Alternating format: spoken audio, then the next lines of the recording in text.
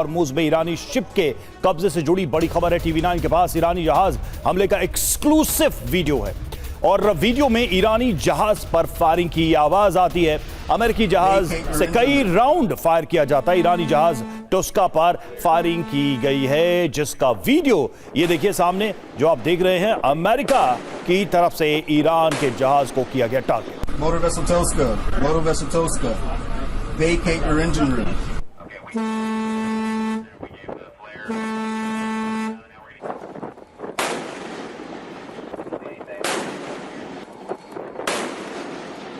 Motor vessel Tosca, vacate your engine room. तस्वीरें भी इससे जुड़ी आप देख रहे हैं। अमेरिका ने ईरानी जहाज को कब्जे में लिया। हॉर्मुज के पास ईरानी जहाज टुस्का पर कब्जा किया जाता है। अमेरिकी नाकाबंदी पार करने की कोशिश कर रहा था ये ईरानी जहाज और इसी दौरान कई राउंड फायरिंग की गई। USS स्प्रुएंस ने ईरानी जहाज को इंटरसेप्ट किया और फिर अपने कब्जे में ले लिया।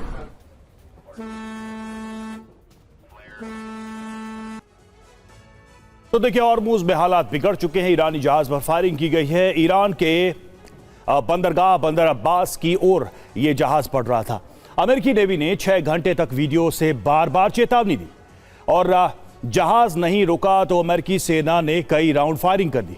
USS एस्प्रुएंस के जरिए ईरानी जहाज टुस्का पर धावा बोला गया। फिलहाल 31वीं मरीन यूनिट के कब्जे में ईरानी जहाज टुस्का है और ईरान ने क्या कहा है इस पर यह भी देखिए।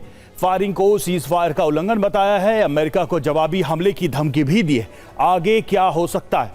सीज फायर टूटने का खतरा बढ़ गया है। इससे दोनों देशों के बीच जंग शुरू हो सकती है। मध्य पूर्व में महायुद्ध फिर से छिड़ सकता है। ये इस वक्त के हालात है। संजय सोई सर, अमेरिका ने एक तरीके से अपना इंटेंट तो कम से कम हॉर्मुज में जता दिया है कि वो एक्शन लेने में कहीं भी हिचकिचाएगा नहीं। ये जो कार्रवाई की गई है, ये आपको क्या लगता है, ये किस इंटेंशन से की गई है? ईरान को मैसेज देने की, या फिर ईरान को एक तरीके से अलर्ट भेज दिया गया है कि वॉर इज कमिंग अगेन? नहीं, बिल्कुल। देखिए रवि, जिस प्रकार से दोनों देशों में तनातनी है, भरोसे की कमी है, लेकिन एक तरह से सीज फायर घोषित हुआ था। ऐसे में मुझे लग रहा है कि ईरान ने एक पॉजिटिव स्टेप उठाया था कि उन्होंने 24 घंटे के लिए स्ट्रेट ऑफ हॉर्मुज खोल दिया था सबके लिए, पर ये अमेरिका की तरफ से नहीं खुला, उन्होंने दोबारा बंद कर दिया। अभी अमेरिका का ये एक्शन फिर मुझे लग रहा है आग में घी वाली बात है कि अगर आज शांति की बात आगे बढ़ा रहे हो तो उसमें फिर ये भरोसा और ख़त्म हो जाता है, क्योंकि कहीं ना कहीं एक पॉजिटिव एक्शन दोनों की तरफ से आते हैं तो शांति की बात आगे बढ़ती है। अमेरिका लगातार धमकी दे जा रहा है कि भैया आपने हमारी बात नहीं मानी तो हम मटिया मेट कर देंगे, बहुत भारी अटैक होंगे। और ये शायद ये जो बंदरगाह उन्होंने ब्लॉकेड लगाया हुआ है, एक बंद किया हुआ है, उसको एक प्रूफ भी किया। अब यहाँ पे देखना पड़ेगा क्या वो ईरान का जहाज टेस्टिंग द वाटर के लिए जा रहा था कि निकाल के देखते हैं अमेरिका का रिएक्शन कैसे रहता है, या फिर अमेरिका ने अपने आप को ये ताकत दिखाने के लिए कि हमारा ब्लॉकेड इतना इफेक्टिव है, आपका एक परिंदा भी पर नहीं मार सकता इसके पार में। लेकिन इसका असर यह है कि आज भरोसा और ख़त्म हो गया। ईरान ने इसको समुद्री डकैती की बातचीत का वो इल्ज़ाम लगाया है और अमेरिका कह रहा है ब्लॉकेड से कुछ भी नहीं निकल सकता। तो यहाँ पर इसकी वजह से भी एक बातचीत में जो खटाई पड़ रही है वो हो सकता है रवि। बिल्कुल, और इसके बाद अगला मूव ईरान का क्या होगा ये भी देखने वाली बात होगी। ईरानी जहाज को कब्जे में लिए जाने पर डोनाल्ड ट्रंप ने एक पोस्ट किया है।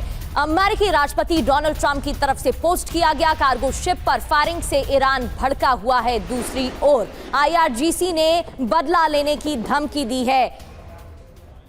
युद्धपोत को कब्जे में लेने के बाद यह धमकी दी गई है। ईरानी जहाज पर हमले का बदला लेंगे, या IRGC की तरफ से कहा गया हथियार बंद समुद्री डकैती का जवाब दिया जाएगा।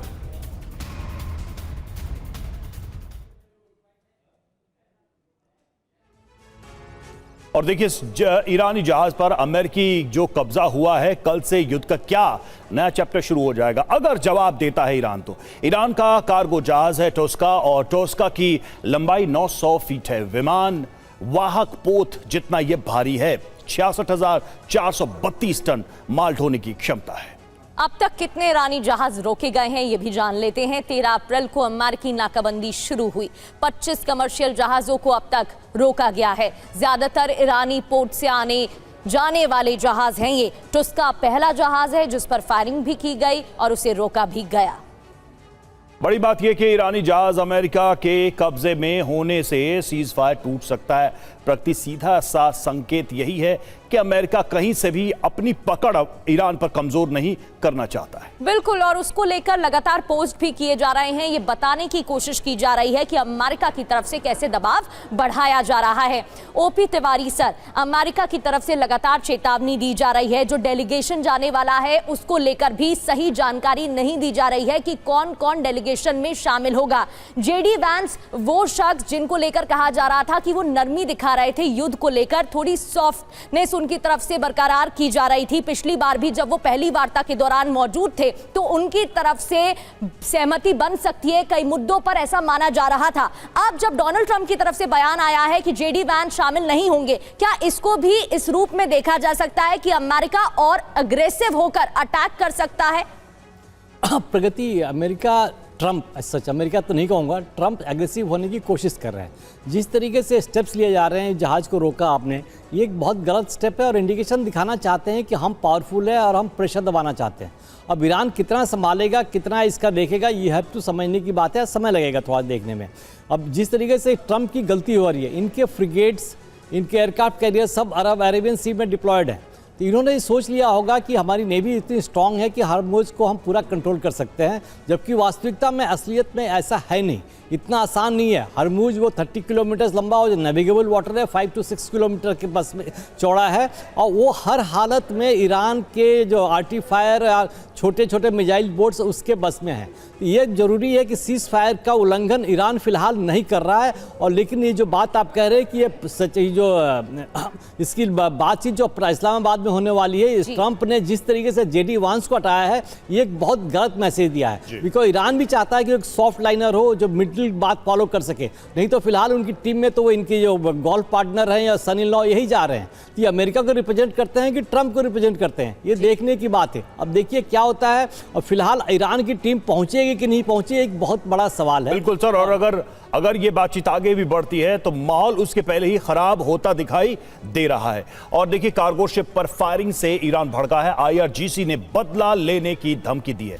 ईरानी जहाज पर हमले का बदला लेंगे, ये IRGC ने कहा। हथियारबंद समुद्री डकैतों का जवाब देंगे।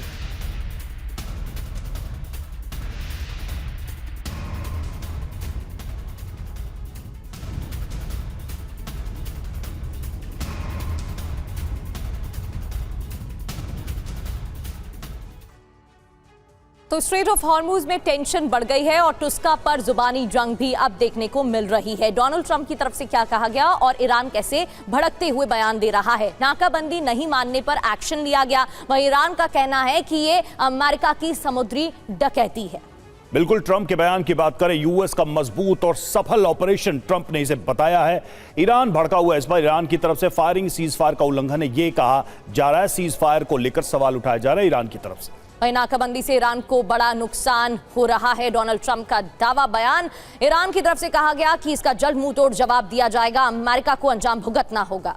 ट्रंप कह रहे हैं रोजाना $500 बिलियन की आर्थिक चोट पहुंचा रहे हैं। और ईरान क्या कह रहा है, हॉर्मुज पर हमारा पूरा नियंत्रण रहेगा। ऐसा लग रहा है कि हॉर्मुज जो है वो सेंटर ऑफ द बैटल बन गया है। सिर्फ जिस तरीके से संजय सोई सर, ये अब कुल मिलाकर देखा जाए तनाव सिर्फ हॉर्मुज को लेकर ही है। मेरा बहुत ही सिंपल सा इसमें सवाल है कि हॉर्मुज को सॉल्व कर लेना ही क्या इस पूरे युद्ध को सॉल्व कर लेने की चाबी बन गया है? क्या घुमा फिराकर अमेरिका ने इसको डाउन टू द हॉर्मुज ला दिया, इस पूरे वॉर के इशू को? क्योंकि सब्जेक्ट्स तो इतने थे, शर्तें इतनी थी, लिस्ट इतनी थी, जैसा लगा था कि ये कैसे सॉल्व होगा, लेकिन अब कुल मिलाकर हर जगह हॉर्मुज ही दिखाई दे रहा है। बिल्कुल बिल्कुल रवि, ये जो है ना, ये अपने उद्देश्य से हटकर अभी रिएक्टिव सिनेरियो हो गया। एक जो प्रोएक्टिव उन्होंने कहा था कि हम रेजिम बदली करेंगे, इनके न्यूक्लियर प्रोग्राम को करेंगे, मिसाइल को करेंगे, बिल्कुल वो सब छोड़ के अभी कह रहे भैया हॉर्मुज खुल जाए, वही बहुत बड़ी बात है। और ईरान ने खोला भी तो अमेरिका ने ब्लॉकेड लगा दिया। एक चीज़ है अमेरिका के ब्लॉकेड का, अगर हम स्ट्रेटेजिक पॉइंट देखें कि पहले जब खाली हॉर्मुज पर ब्लॉकेड था तो अमेरिका एक रिएक्टिव सिनेरियो से बातचीत करता है, ईरान का पलड़ा थोड़ा भारी था। अभी ब्लॉकेड की वजह से अमेरिका सोच रहा है कि शायद अभी बराबरी के उस पर हो गया। दूसरी बात जो आपने हॉर्मुज की कही, यहाँ पे देखा जाए इजराइल कितना साथ है, इसराइल का तो कोई उद्देश्य हल नहीं हो रहा है। इसराइल हॉर्मुज़ खुल जाता है तो भी यहाँ पर अगर उनका मिसाइल प्रोग्राम बना रहता है, न्यूक्लियर प्रोग्राम बना रहता है, तो इसराइल तो चाहेगा नहीं कि सीज फायर हो जाए। अगर सीज फायर हो जाता है तो इसराइल का उद्देश्य पूरा नहीं होता। नेतन्याहू ने भी कहा है कि भाई ये लड़ाई जारी है, अभी लड़ाई खत्म नहीं हुई है। सर ऐसा तो नहीं है कि गल्फ में जो अपने इंटरेस्ट है अब उनको ही बचाना एकमात्र मकसद रह गया है? नहीं, बिल्कुल हॉर्मुज़ को बचाना तो एक मजबूरी है अभी भी। अगर देखा जाए तो जब तक वो ईरान के पास ताकत बनी रहेगी तब तक इसराइल को खतरा बना रहेगा। लेकिन हॉर्मुज़ को खोलने का उद्देश्य ये भी है कि जो गल्फ के बाकी देश हैं, जैसे उनकी भी तो इकॉनमी खत्म हो रही है। उनका काम क्या, तेल बेच के तो पैसा कमा रहे थे। आज वहाँ पे अगर उनका तेल नहीं बिकेगा तो वो भी बिल्कुल ऊँटों के स्टेज पे आ जाएंगे, जहाँ पहले ऊँट चलते थे उसी तरह से वो आ जाएंगे। तो कहीं ना कहीं उनका प्रेशर है, दुनिया का प्रेशर है, तेल की कीमतें बढ़ रही हैं। अमेरिका के अंदर डोमेस्टिक प्रेशर है कि ट्रम्प की पॉपुलैरिटी 37% आगे भी घट करके सबसे कम है उनके टेन्योर में। और आज दुनिया का प्रेशर है, नेटो कंट्रीज़ का प्रेशर है, सब दुनिया का प्रेशर है। हॉर्मुज़ पहले खोलो, क्योंकि हॉर्मुज़ नहीं खुलता है तो वाकई में एक दुनिया के जिसके कहते हैं इकॉनमी पर तेल की संकट की वजह से आम जनता को बहुत परेशानियां हो रही हैं। बिल्कुल सर, अस्थिरता बढ़ती जा रही है और क्रूड ऑयल के दामों में एक बार फिर से इजाफा देखने को मिल रहा है। दूसरे दौर की वार्ता से पहले कंफ्यूजन के हालात बन रहे हैं। बातचीत के लिए डेलीगेशन भेज रहे हैं, यह अमेरिका की तरफ से कहा गया। ईरान नहीं भेजेगा डेलीगेशन, ये इरना IRNA न्यूज एजेंसी की तरफ से कहा गया है। अमेरिका की मांगे मंजूर नहीं है, ये ईरान का कहना है। तो क्या वार्ता होगी या नहीं होगी, ईरानी डेलीगेशन पहुंचेगा या नहीं, ये तमाम सवाल खड़े हो रहे हैं। हालांकि इस्लामाबाद में तैयारी पूरी कर ली गई। और वहीं ईरान ने अमेरिका पर वादा तोड़ने का आरोप लगाया है और ईरान ने कहा है कि अमेरिका विश्वासघात कर रहा है। पेज़ेश्कियान ने शहबाज से बातचीत में अमेरिका पर आरोप लगाया, यूएस की दादागिरी और अनुचित व्यवहार की बात कही है।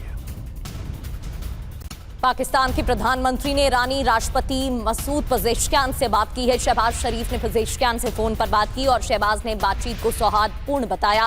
खाड़ी देशों से हुई बातचीत साझा की गई है। वहीं वार्ता के लिए यूएस डेलीगेशन जाएगा इस्लामाबाद। जेडी वेंस के शामिल होने पर सस्पेंस बना हुआ है। ट्रंप ने पोस्ट में लिखा वेंस नहीं शामिल। व्हाइट हाउस का दावा वेंस भी जाएंगे और स्टीव विटकॉफ और जेरेड कुशनर भी इसमें शामिल हों। ट्रंप ने ईरान पर फिर हमले की धमकी दी है। अगर समझौता नहीं हुआ तो भीषण हमला करेंगे। डोनाल्ड ट्रंप ने कहा, हम पूरे ईरान को उड़ा देंगे, पावर प्लांट और पुल तबाह कर देंगे। ये डोनाल्ड ट्रंप की तरफ से बयान, चेतावनी। तो एक बार फिर से इसको समझते हैं कि जो बातचीत की तैयारी चल रही है उस पर दोनों पक्षों का स्टैंड क्या है, ईरान और अमेरिका इस पर क्या कहते हैं, क्या उनका कहना है। आप देखिए, ईरान की बात करें तो दूसरे दौर की वार्ता में शामिल नहीं होंगे, ये IRNA की तरफ से ये जानकारी दी गई है। ईरान क्या सोच रहा है इस वार्ता को लेकर। वहीं अमेरिका कह रहा है कि आज शाम पाकिस्तान पहुंचेगा प्रतिनिधि मंडल, यानी बातचीत में वो आगे की तरफ बढ़ना चाहता है। बिल्कुल। और दूसरी ओर अमेरिका का कहना है हम उचित डील की पेशकश कर रहे हैं। तो ईरान का कहना है हमें अमेरिका की मांगे मंजूर ही नहीं है। जो अमेरिका की तरफ से मांगे रखी जा रही हैं वो अवैध है। ईरान कह रहा है कि यूएस की तर्कहीन मांगे वे गंभीर नहीं हैं, उनकी में कोई गंभीरता नहीं है, ये आराक्ची ने कहा है। वहीं अमेरिका कह रहा है कि डील नहीं मानते तो परिणाम गंभीर होंगे। धमकी भी साथ में, बातचीत की शर्तों के साथ धमकी भी दी जा रही है।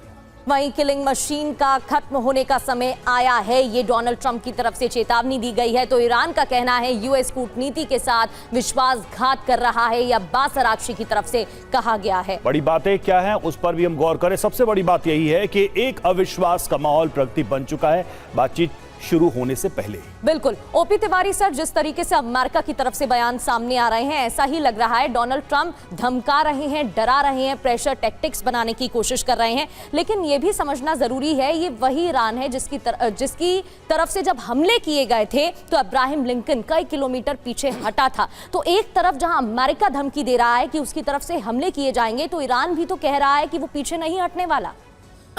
प्रगति देखिए, कुछ ओवर कॉन्फिडेंस आ गया है ट्रंप में। बेसिकली ये बात देख के भी आगे बढ़ गए हैं, साथ ही शिप लेके आ गए हैं, एयरक्राफ्ट कैरियर लेके आ गए हैं, जो कि स्ट्राइकिंग रेंज के अंदर है ईरान के अंदर।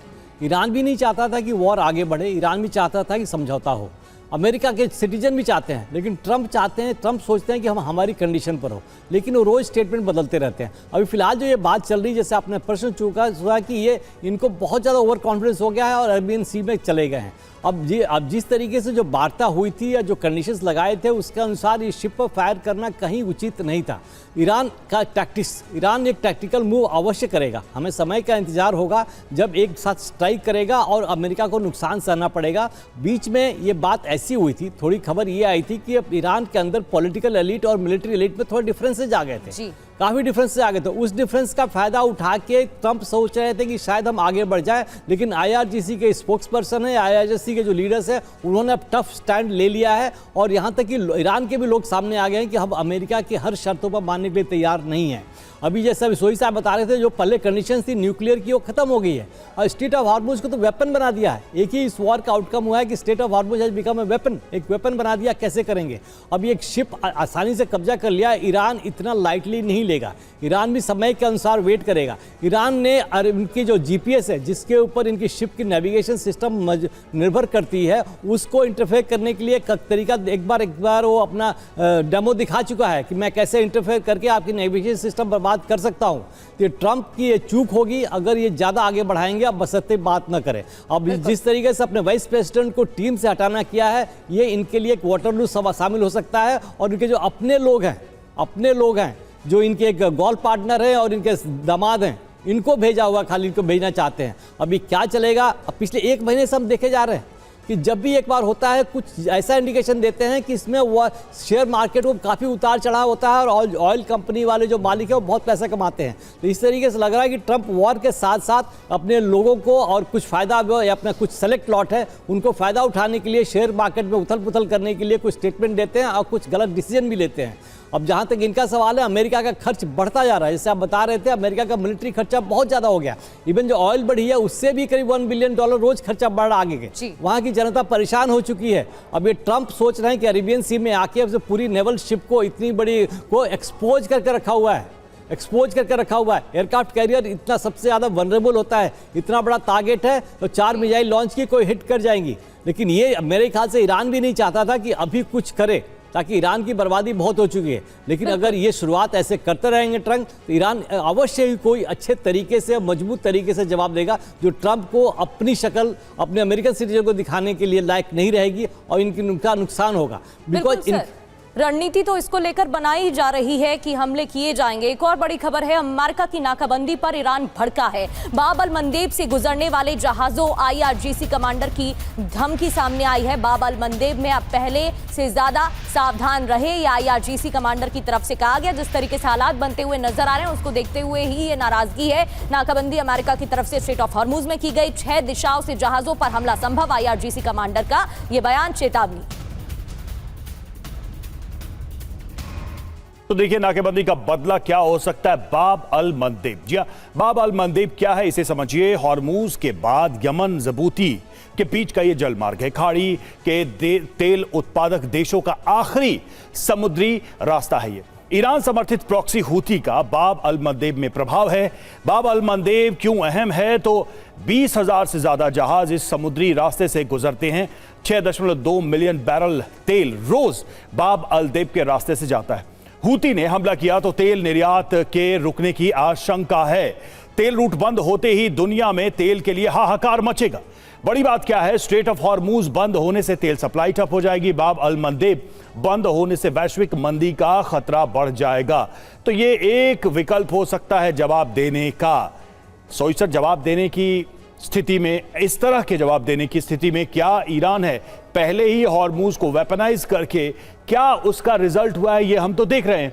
क्या बाब अल मंदेब जैसा रिस्क दोबारा लेगा? क्योंकि ये कहीं ना कहीं पूरी दुनिया को अपने खिलाफ पूरी तरह से भड़का देने वाला कदम हो सकता है। हॉर्मुज को लेकर फिर भी थोड़ा बहुत टॉलरेंस चल रहा है नेटो की तरफ से, यूरोपीय देशों की तरफ से, एशियन कंट्रीज की तरफ से। लेकिन अगर वो भी ब्लॉक कर दिया तो Iran versus rest of the world ना हो जाए। बिल्कुल रवि, ऐसा है कि इस समय में देखा जाए तो दोनों तरफ से ही काफ़ी आक्रामक बयान आ रहे हैं। ट्रम्प भी लगातार कह रहे हैं कि हम अगर बात नहीं मानी तो पूरे ईरान को मटियामेट कर देंगे, पावर सेक्टर, ब्रिजेस, हर चीज़ को ख़त्म कर देंगे। वो एक तरह से धमकी दे के कह रहे हैं तुम साइन करो, जो मेरी डॉटेड लाइन है उस पर साइन करो। उधर से ईरान भी कम नहीं है, दूध का धुला कोई भी नहीं है इस समय में। ईरान भी कहता है कि भाई आपने ये किया है तो फिर अगर जैसे मेरे शिप पकड़े, आपने ब्लॉकेड नहीं हटाया, अगर युद्ध शुरू होता है तो बाबल मंदेब भी मैं बंद कर दूंगा। यहाँ पर अगर वो बंद हो जाते, जैसे आप सही कह रहे हैं कि जो गल्फ़ के कंट्रीज़ हैं उनका सर्वाइवल तेल के एक्सपोर्ट से है, अगर वो एक्सपोर्ट बंद हो जाता है तो उनका क्या सर्वाइवल है? उनकी इकॉनमी पहले ही ख़त्म हो रही है और ज़ीरो हो जाएगी। ये ज़रूरत दोनों तरफ से है, खरीदार भी और बेचने वाला भी। बेचने वाला नहीं बेचेगा तो उसका काम कैसे चलेगा? खरीदने वाले को नहीं मिल रहा है, उसकी तेल की कीमतें बढ़ती जा रही है। और बाब अल मंदेब का जो बंद करने का एक चीज़ मुझे थोड़ा सा लगता है कि देखिए हूती अभी तक इतना एक्टिव नहीं हुआ है जिस हिसाब से हिजबुल्ला एक्टिव रहा है, ईरान के साथ में खड़ा हुआ है। हूती के द्वारा इतने भयंकर हमले नहीं किए, कुछ उन्होंने टोकन टाइप हमले किए हैं। तो क्या उनके अंदर इतनी ताकत बची है?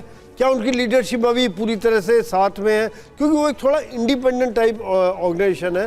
क्या उसको अमेरिका और इजराइल ने इतना क्षति पहुंचाई पिछले साल अगस्त के हमलों में कि वो अभी दोबारा से खड़े नहीं हो पा रहे?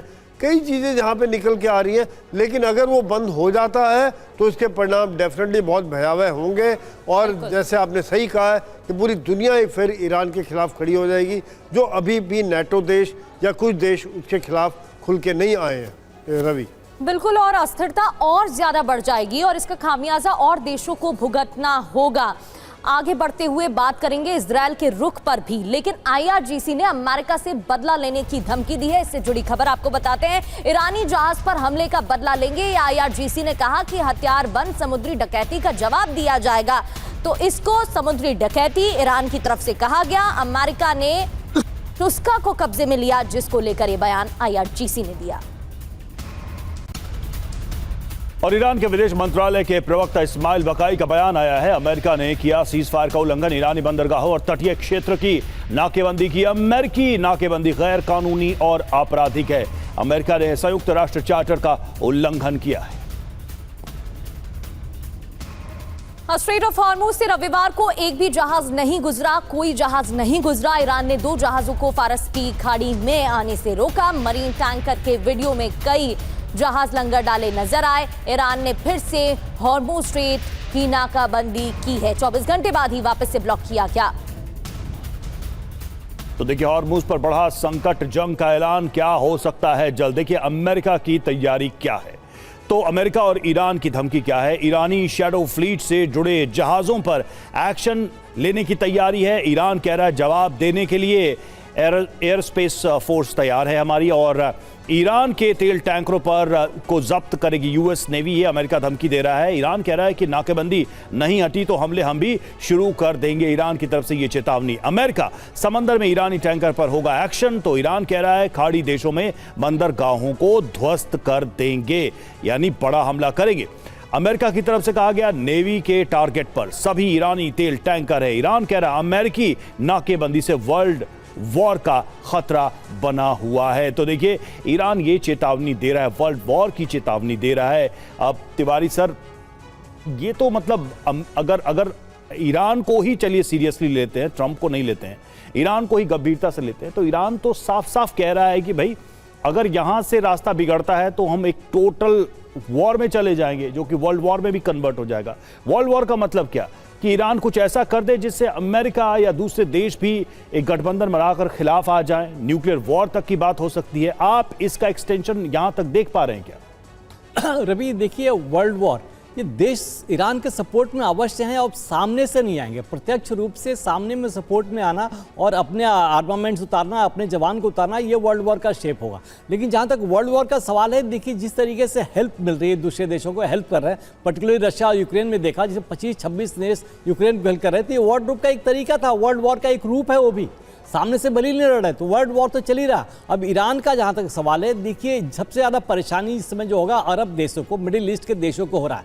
इराक का देखिए, इराक की 85% GDP और जो इनकम है टोटल ऑयल पर डिपेंड करती है। एक महीने से उनका कुछ भी जा नहीं रहा, पूरी इनकम बंद हो चुकी है। सऊदी अरेबिया के पास, जॉर्डन के पास, ओमान के पास पैसे हैं, कुछ लोगों के लिए सस्टेन कर सकते हैं, लेकिन इनकी भी परेशानी है, इनकी क्षमता भी नहीं है। अब वर्ल्ड वॉर के रूप में आप ऐड ही करना, लेकिन ईरान इस तरह की शब्दावली का, वर्ल्ड वॉर की संभावना बता रहा हूँ, ईरान अब तक इस तरह की शब्दावली का इस्तेमाल नहीं कर रहा था, मतलब वर्ल्ड वॉर, न्यूक्लियर वॉर। देखिए, जिस तरीके से पाकिस्तान ने अपने समझौते के खिलाफ सऊदी अरेबिया में अपने फाइटर जेट्स भेजे हुए हैं और अपने कई जवान भेज रहे हैं, ये पहले भी पीछे में कर चुका है। इस तरीके पाकिस्तान अगर आएंगे इजराइल का सपोर्ट करने के लिए, मतलब सऊदी अरेबिया का सपोर्ट करने के लिए ईरान के अगेंस्ट, तब ये एक डिफरेंट रूप लेगा। ये जो वॉर होगा एक डिफरेंट रूप होगा। इसके बाद चाइना, रशिया और नॉर्थ कोरिया बहुत सामने से पसंद आएंगे। अभी देखिए, इस परेशानी से अभी जो ब्लॉकेट किया है, इससे सबसे ज़्यादा परेशानी छोटे देशों को हो रही है। पैसिफिक में जितने आइलैंड नेशंस है, उनकी स्टोर करने की कैपेसिटी बहुत लिमिटेड है, उनका पावर खत्म हो रहा है। फ्रांस तो सस्टेन कर पा रहा है बिकॉज इसका 60% न्यूक्लियर के ऊपर है, लेकिन इंग्लैंड, जर्मनी सब में परेशानी होती जा रही है। अभी जैसे आप रेड सी की बात कर रहे थे, रेड सी पूरा ब्लॉक नहीं हो सकता बंदूक, लेकिन वो बहुत चौड़ा पार्ट है, बट एक न्यूसेंस जरूर है, टारगेट किलिंग करेंगे वहाँ पर। अब पर्टिकुलरली सऊदी अरेबिया अपने आप को सोच रहा था कि जो उसने एक ऑयल पाइप लगा रखा है और रेड सी के थ्रू मार्केट कर सकता है, उस पर भी स्ट्राइक करेगा ईरान, ताकि उसकी परेशानी हो। अब मिडिल ईस्ट देशों को देखना है कि अमेरिका के पक्ष में रहेंगे कि ईरान के पक्ष में रहेंगे, यही डिसाइड करेगा कि वर्ल्ड वॉर का कैसा प्रारूप, कैसा तैयार होगा सामने। देखिए, बिल्कुल, वो तो आने वाला वक्त बताएगा। सर, बिल्कुल ठीक आपने कहा। इससे जुड़ी एक और बड़ी खबर का रुख कर लेते हैं। इजराइल के जेरूशलम में प्रदर्शन से जुड़ी खबर है। हिजबुल्लाह के साथ सीज़फायर का विरोध, किरियत शिमोना के मेयर और लोग इस प्रदर्शन में शामिल हुए। सरकार से पूर्ण विजय का वादा पूरा करने की मांग की। कहा, पीएम अपना वादा ना भूलें। और स्पेन के प्रधानमंत्री पेड्रो सांचेज की बड़ी मांग, जी हां, ईयू से इजराइल के साथ एसोसिएशन एग्रीमेंट खत्म हो, ये मांग की गई है। मंगलवार को इजराइल के खिलाफ ईयू में प्रस्ताव लाएगा स्पेन। इजराइल पर इंटरनेशनल कानून के उल्लंघन का आरोप। तो यूएस ईरान टकराव बढ़ने का असर दिखा है। कच्चे तेल की कीमतों में उछाल भी देखने को मिली। ब्रेंट क्रूड फ्यूचर्स लगभग 7% बढ़ा, $96.85 प्रति बैरल पर कीमत पहुंची है, तो इजाफा देखने को मिल रहा है। और वहीं ट्रंप के कामकाज से अमेरिका के लोग नाराज हैं। इस समय ट्रंप की अप्रूवल रेटिंग 37% है। अमेरिका में महंगाई और ईरान जंग से लोग नाराज हैं। 61% अमेरिकी बोले ईरान में अब और नहीं कोई सैन्य कार्रवाई करनी चाहिए। एनबीसी न्यूज ने ट्रंप की लोकप्रियता का सर्वे किया। जंग से ट्रंप को घाटा हो रहा है, अमेरिका में लोकप्रियता गिरी है। एक रिपोर्ट के आधार पर ऐसी जानकारी मिल रही है। ट्रंप से कितने लोग खुश हैं और कितने नाराज, आपको बताते हैं। 37% लोग नाराज हैं, लोकप्रियता घटी है, और 61% लोग नाराज हैं, माफ कीजिए, और ट्रंप से 37% लोग खुश हैं, जबकि यह आंकड़ा उलट था पिछले सर्वे में, और अब बिल्कुल ऑपोजिट हालात देखने को मिल रहे हैं। ट्रंप से अमेरिकी नाराज क्यों हैं, ये भी समझ लेते हैं। ईरान युद्ध पर ट्रंप के फैसले, ईरान पर एक्शन नहीं चाहते हैं लोग। अमेरिका में बढ़ती महंगाई भी एक प्रमुख मुद्दा है, जिसको लेकर नाराजगी लगातार बढ़ती जा रही है। एनबीसी न्यूज के हवाले से ये आंकड़े सामने आए हैं। और वही वेस्ट बैंक में इजरायली सेना का एक्शन, एक रिहायशी बिल्डिंग की तलाशी ली। नेबलस के रफीदिया इलाके में यह कार्रवाई की गई। और इजरायल डिफेंस फोर्स ने दक्षिणी लेबनान में एक व्यक्ति को ढेर किया। इजरायली सेना ने कहा, हथियारबंद व्यक्ति को मारा गया है, घुसपैठिया था। घुसपैठिए ने येलो लाइन पार की, जिसके बाद एक्शन लिया गया है, ये इजरायल डिफेंस फोर्स ने कहा।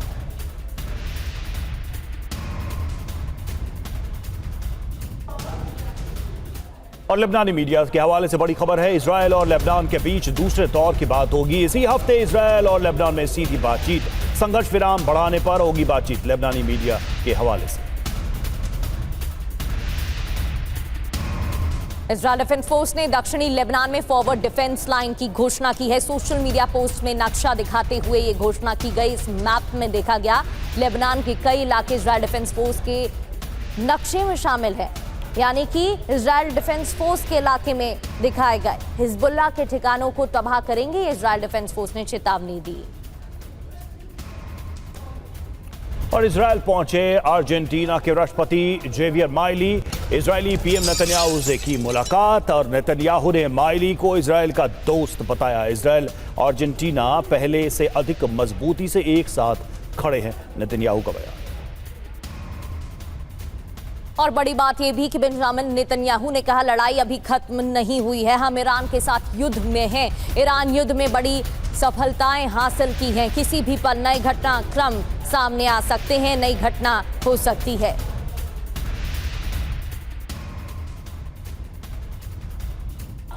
तो यूएस इजरायल की धमकी जंग फिर शुरू होगी। इजरायल की तरफ से ऐसी चेतावनी पहली वार्ता से पहले भी आई थी। ट्रंप की चेतावनी क्या है पहले वो जानते हैं। ईरान के पास ये आखिरी मौका है, ईरान को समझौता करना ही होगा, ये डोनाल्ड ट्रंप की तरफ से कहा गया है। इतना ही नहीं, डील नहीं की तो पूरा ईरान तबाह कर देंगे और ईरान के इंफ्रास्ट्रक्चर पर हमले और तेज होंगे। बिजली संयंत्रों और पुलों पर भी हमले किए जाएंगे, पुल ध्वस्त कर दिए जाएंगे, ये डोनाल्ड ट्रंप की तरफ से कहा गया है। ईरान की किलर मशीन का अंत तय है। अब बेंजामिन नेतन्याहू क्या कह रहे हैं? चेतावनी दी गई, ईरान के साथ हमारी जंग चल रही है, अभी खत्म नहीं हुई है, हमें बड़े कामयाबी हासिल करने की उम्मीद है, बड़ी कामयाबी मिलेगी, हमारा अभियान अभी खत्म नहीं हुआ है और किसी भी वक्त नई घटना संभव है, हम अपना मकसद हासिल करके रहेंगे।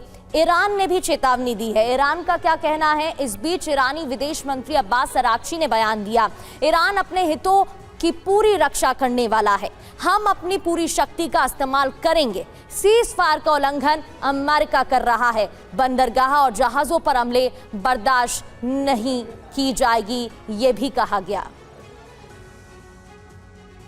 तो लगातार हमलों की चेतावनी दी जा रही है। ईरान, इजरायल और अमेरिका की तरफ से चेतावनी दी गई है। हमारे साथ खास मेहमान जुड़े, आप दोनों का बहुत बहुत शुक्रिया सर।